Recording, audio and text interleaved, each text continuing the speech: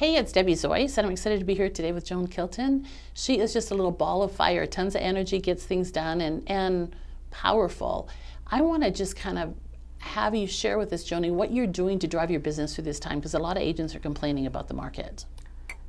So one thing I can tell you, you and I have been doing this a long time.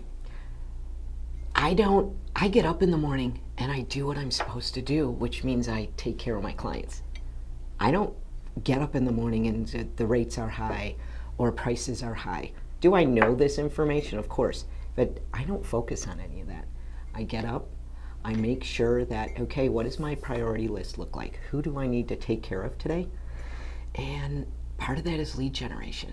Do I get to it every day like I should? No. But I do the best that I can, and it's getting in my database. We're not paying for leads. We are blessed. My husband puts all of our reviews on Google, so I get referrals not only from Keller Williams agents, but from agents from other company. Because they'll get on, they will do some research and just give me a call. And you know, I've lived here now for, it'll be 33 years, so I consider myself a local. However, I am also from Chicago, and I'm very proud of that.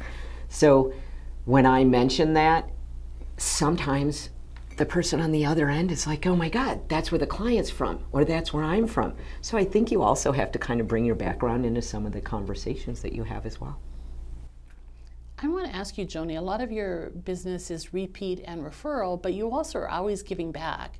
Talk about that. And are you doing that to get more clients? Or are you doing that because, why? For me, I always have something like a fire in my belly burning that I need to be doing more. As much as I know how important it is what we do every day, we are helping people grow wealth. We're helping them move on to their next adventure. We're advising them, and we have a lot in our hands. I still don't ever feel like I'm doing enough and that there's more I'm supposed to do. So we have Thanksgiving Heroes.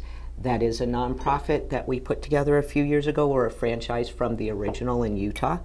Todd and I had been talking about me feeling that I wasn't doing enough. And when we came across Thanksgiving Heroes in the end of 2020, he just looked at me and said, I think this is something that's going to really help you. So I have to give back in addition to what we do every day to feel like I actually am doing what I'm supposed to do.